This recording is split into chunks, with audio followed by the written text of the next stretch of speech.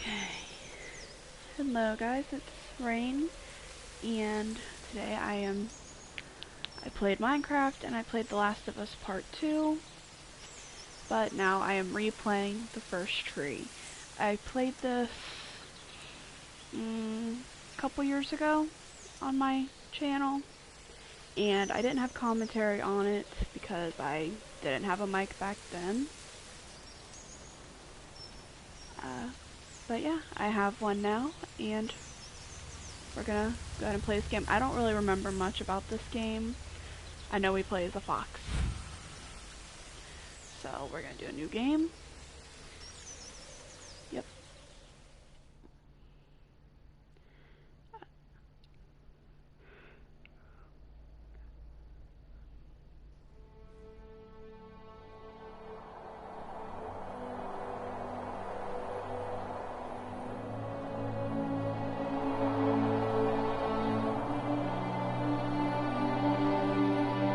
Oh gosh. Turn that down a little bit. There we go.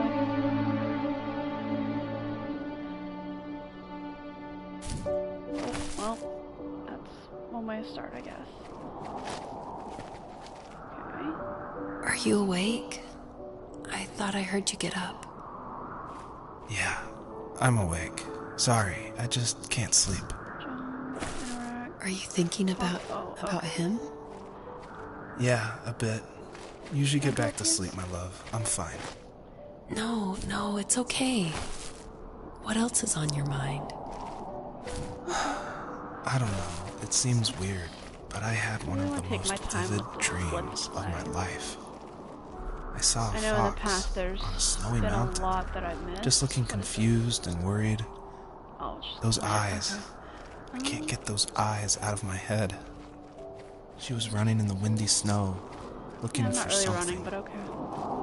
Do you think it has to do with you and what's been going on? I don't know. It was just a dream, Rachel. They're not meant to make sense. A lot's happened the past couple days, that's all. Well, if you're not going to sleep anyway, you should tell me. I want to hear. Is there anything down here? All right.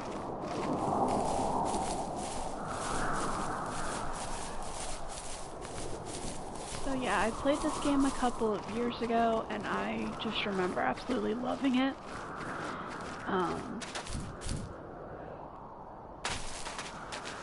I remember it being a very calming game. Is there anything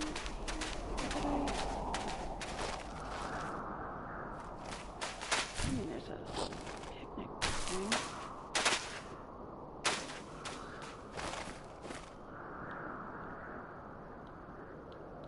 Guess not. Okay. I just came over there for no reason. Alrighty.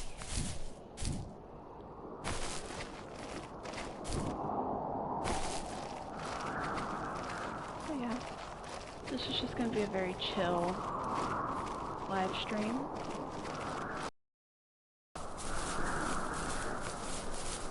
So which way do I need to go? I think I have to go this way.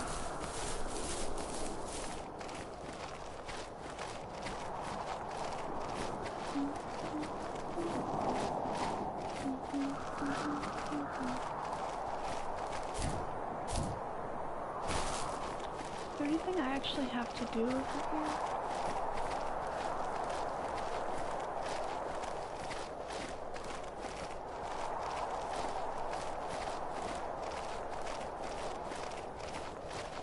I don't think there is.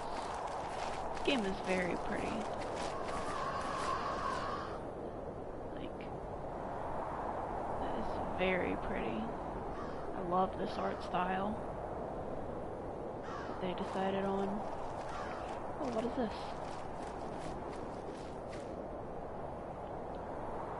So, not far from her home, she followed Oh, that it's a path baby. to something unexpected. Oh.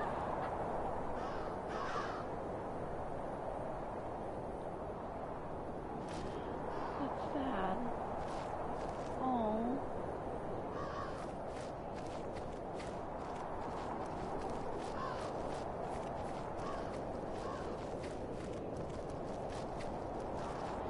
She couldn't stay, though. She had to find her other 2 children. So she took that path. She followed it towards something ancient. Something with answers.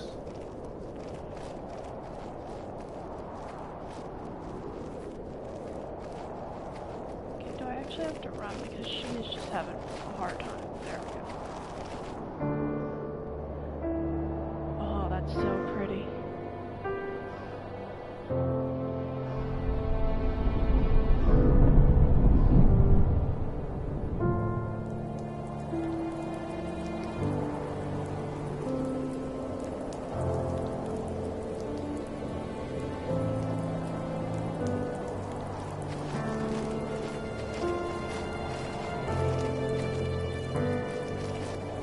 The fox looked high and low, searching for any sign of her cubs. Points of light showed the way to this ancient tree. It was as if each one had a story to tell, all their own. The land was trying to tell my story, too. I felt like I was right behind her the whole time.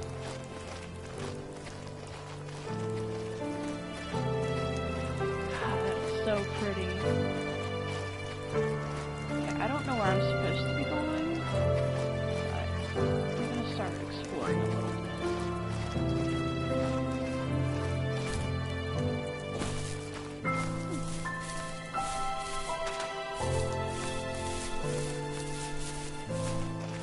Is this funny? No.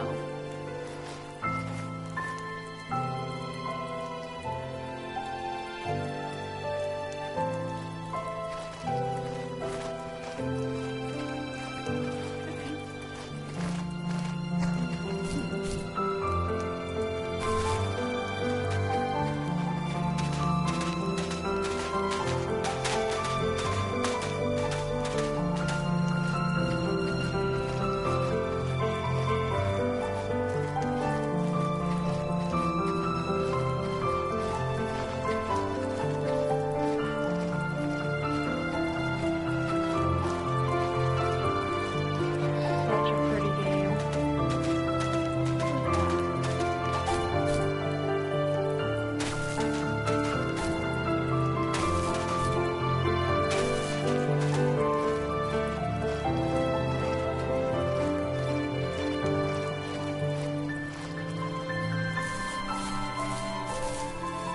As a kid, did you ever do show and tell in your class? Yeah, I think I only did it once, when I was in the 4th grade. You know how my life was around then.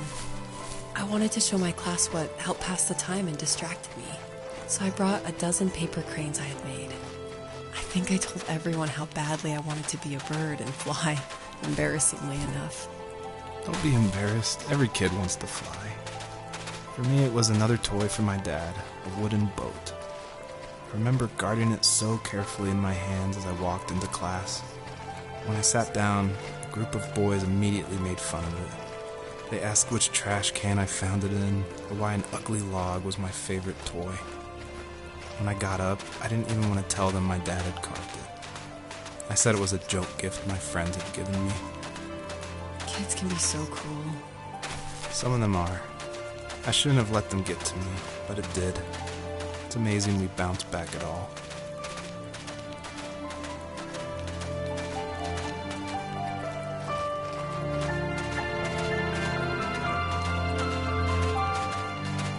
The music in this game is amazing too.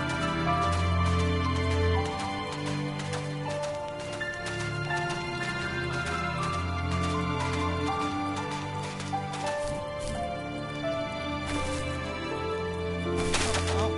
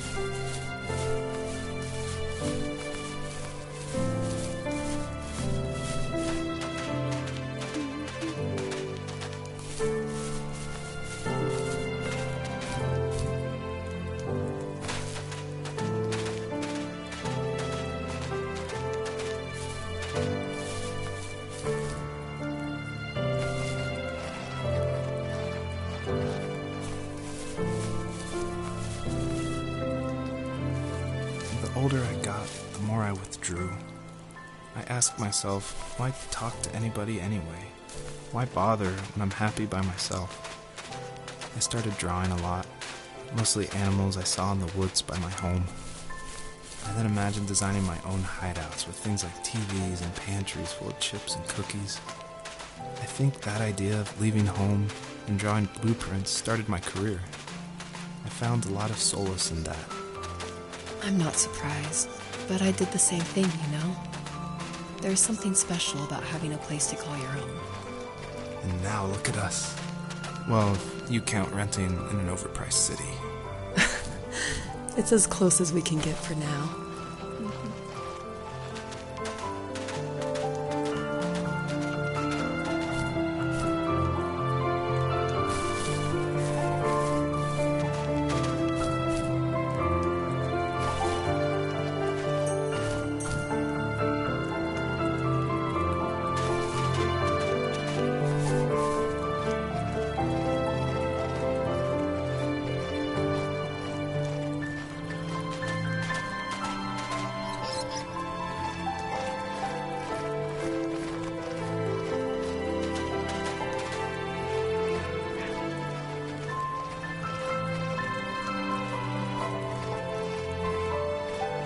Anyway.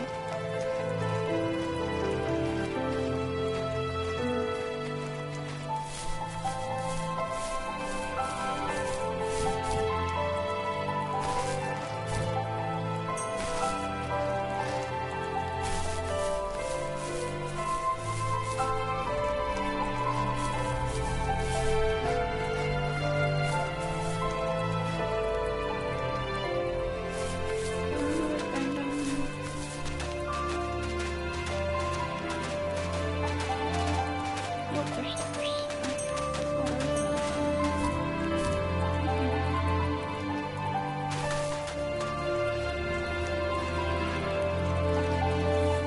Do you remember what my dad did for a living? Wasn't he like a lumberjack? That's one way of putting it. If wood was a canvas, then a carving knife was his paintbrush. Even after working a 50-hour week, even after his hands were more splinters than skin, he would bring home the nicest piece of Alaskan weeping cedar and make me toys. That wooden train was the first toy I can remember, and I loved it. I just knew from a young age I was going to be a lumberjack, like my father.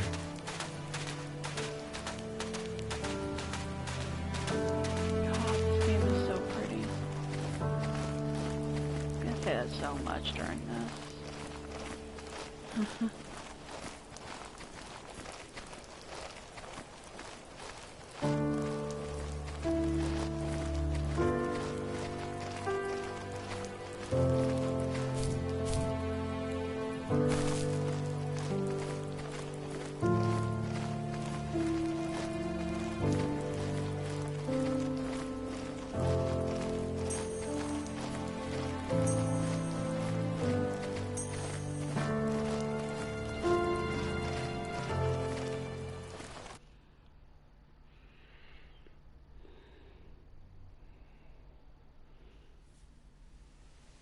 God, that's so pretty.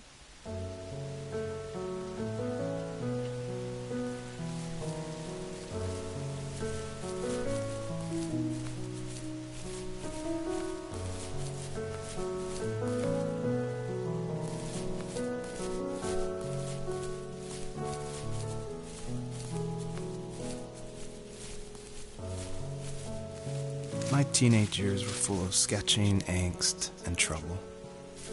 I wasn't popular or unpopular. Maybe just forgettable. About how I guess that gave me a sense of freedom. So I hung out with crazy kids, doing crazy things, even though I mostly just watched the chaos ensue. We did it all. Alright. Put fireworks in mailboxes, hide roadkill in people's garages, break windows of the barber shop in Anchorage. My dad was furious, but he was so busy working he couldn't do much to stop me from going out. I think being an adult means there's no one to stop you making hard decisions. He had to make a living, and he couldn't be in two places at once. Yeah, I realize that now. star. But at the time, I was sure he was more interested in growing his business than what was going on with I don't remember what me. the stars do. I don't remember why I have to collect those.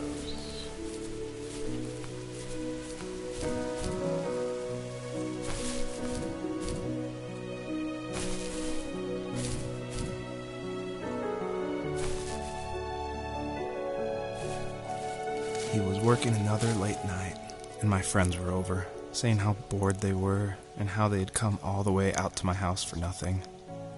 One of them mentioned how that old, ugly beyond belief truck was still in the garage, and how we should take it for a spin. I was only 15, so I kind of fought it for a while.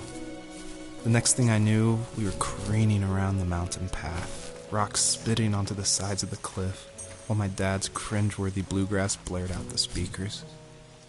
I drove while my friends were in the back of that yellow and purple truck, throwing beer bottles and trash at anything remotely interesting. Felt like I was soaring in the air with borrowed wings. But all good things have endings.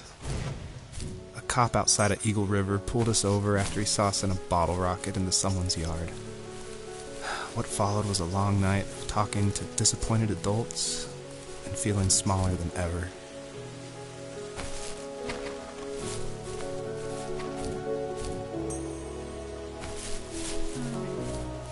I need those butterflies again.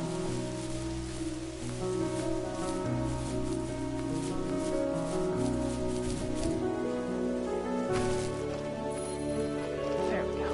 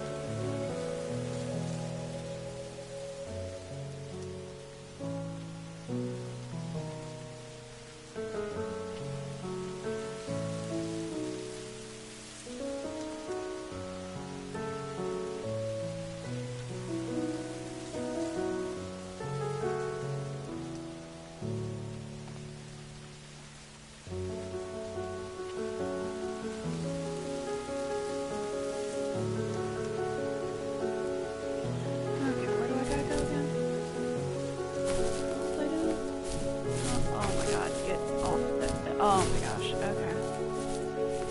Get up there. Can you quit getting stuck under the rock, please? There.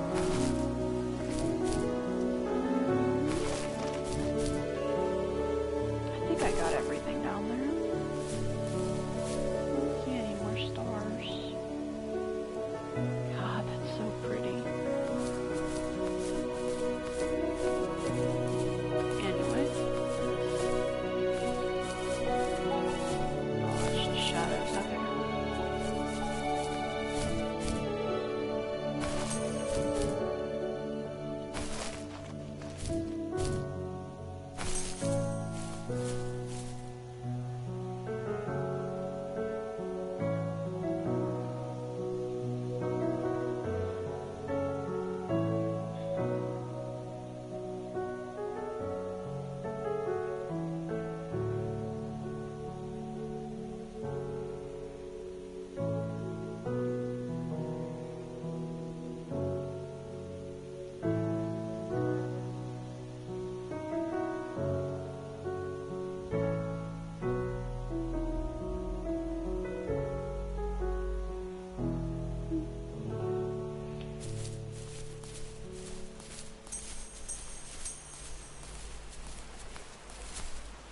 Oh my god. Oh, don't fall. Okay.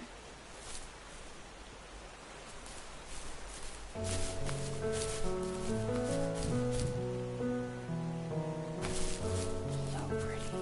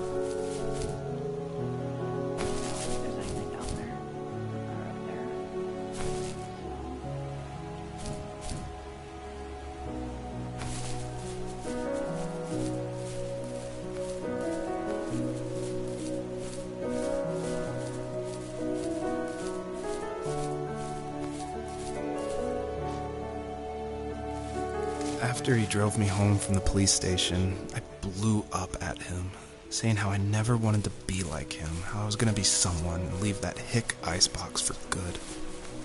He just looked forward at the road with tired eyes. I took out that bluegrass tape from the cassette deck and chucked it out the window. In my sage teenage wisdom, I thought I had proved the ultimate point. But my dad had a different idea. He slammed the brakes, slowly bowed his head while gripping the steering wheel, and finally looked at me. All he said, like it was a polite request, was, "Make this right." I sat there in silence, fuming, but I eventually got out and combed every square inch of the woods, muttering profanity after profanity. I found it 30 minutes later, near a small waterfall off the road. I went back to the truck, put the wet tape back in, and sure enough it worked. We didn't speak another word to each other the rest of the night. Wow, I knew you were a crazy teenager, but... It's hard to believe, isn't it? It surprises me too.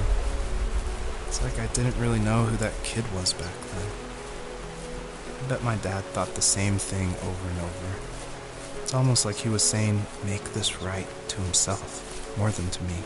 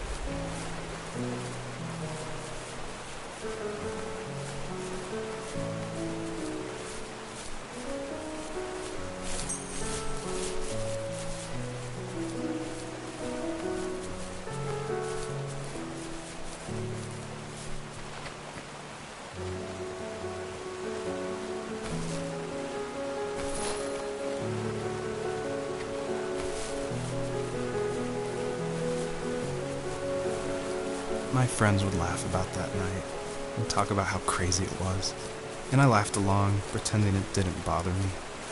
But it did. I imagined my friends growing old in the bush, unable to find that thrill in those godforsaken ice fields. It's like those mountains were a literal wall, keeping me from leaving, where all I would have to look forward to are lumber yards and evening beers. I had to climb over. That was my only goal for a long time.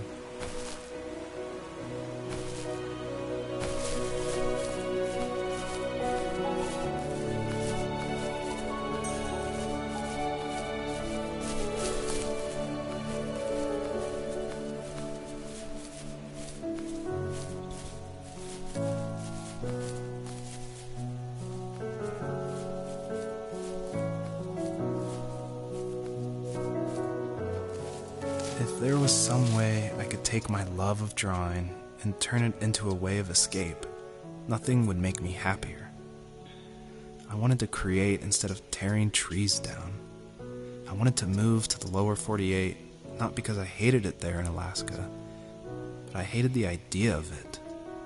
It's like all of that spite inside me had created this monster which followed me around my whole teenage years.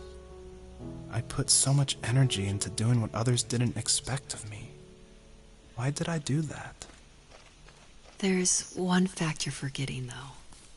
If you didn't have that fire in you, we probably would have never met. You're absolutely right.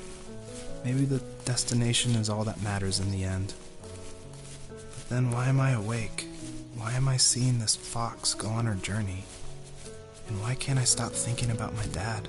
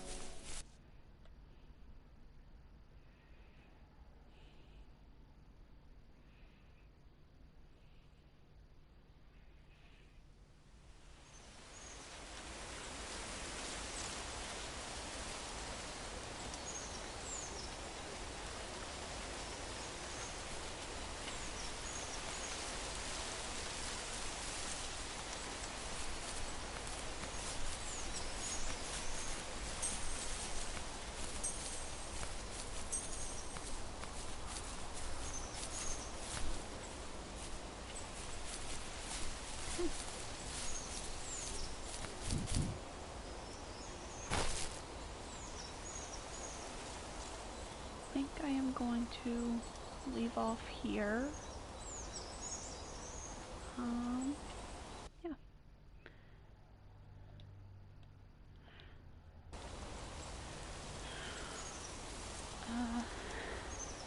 Thank you to anyone who watched. I will see you next time. Bye, guys.